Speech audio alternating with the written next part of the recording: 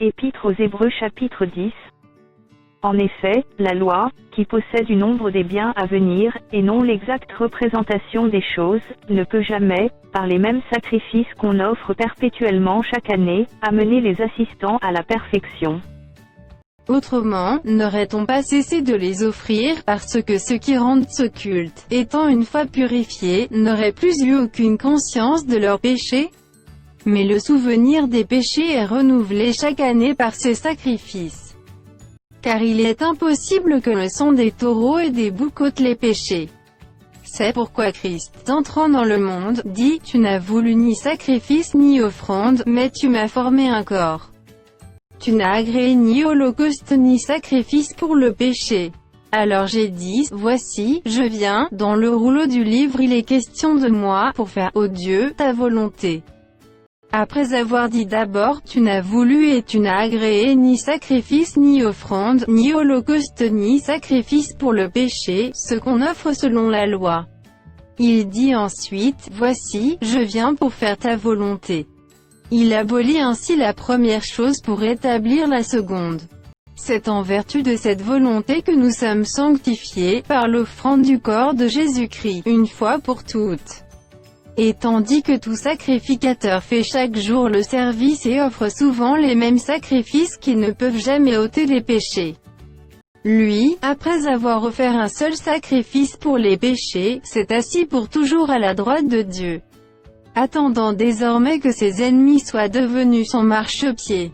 Car par une seule offrande, il a amené à la perfection pour toujours ceux qui sont sanctifiés. C'est ce que le Saint-Esprit nous atteste aussi, car, après avoir dit « Voici l'alliance que je ferai avec eux, après ces jours-là, dit le Seigneur, je mettrai mes lois dans leur cœur, et je les écrirai dans leur esprit », il ajoute « Et je ne me souviendrai plus de leurs péchés ni de leurs iniquités. » Or, là où il y a pardon des péchés, il n'y a plus d'offrande pour le péché. Ainsi donc, frères, puisque nous avons, au moyen du sang de Jésus, une libre entrée dans le sanctuaire, par la route nouvelle et vivante qu'il a inaugurée pour nous au travers du voile, c'est-à-dire, de sa chair. Et puisque nous avons un souverain sacrificateur établi sur la maison de Dieu, approchons-nous avec un cœur sincère, dans la plénitude de la foi, les cœurs purifiés d'une mauvaise conscience, et le corps lavé d'une eau pure. Retenons fermement la profession de notre espérance, car celui qui a fait la promesse est fidèle. Veillons les uns sur les autres, pour nous exciter à la charité et aux bonnes œuvres. N'abandonnons pas notre assemblée, comme c'est la coutume de quelques-uns, mais exhortons-nous réciproquement, et cela d'autant plus que vous voyez s'approcher le jour. Car, si nous péchons volontairement après avoir reçu la connaissance de la vérité, il ne reste plus de sacrifice pour les péchés, mais une attente terrible du jugement et l'ardeur d'un feu qui dévorera les rebelles.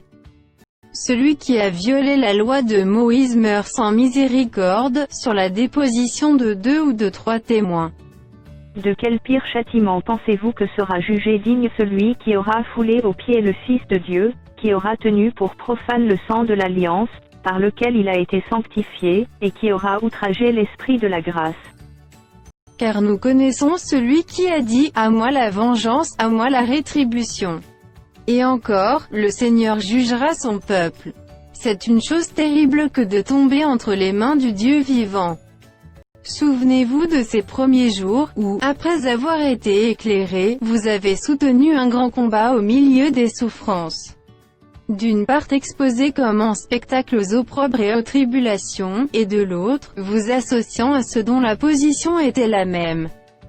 En effet, vous avez eu de la compassion pour les prisonniers, et vous avez accepté avec joie l'enlèvement de vos biens, sachant que vous avez des biens meilleurs et qui durent toujours. N'abandonnez donc pas votre assurance, à laquelle est attachée une grande rémunération. Car vous avez besoin de persévérance, afin qu'après avoir accompli la volonté de Dieu, vous obteniez ce qui vous est promis. Encore un peu de temps, celui qui doit venir viendra, et il ne tardera pas. Et mon juste vivra par la foi, mais, s'il se retire, mon âme ne prend pas plaisir en lui. Nous ne sommes pas de ceux qui se retirent pour se perdre, mais de ceux qui ont la foi pour sauver leur âme.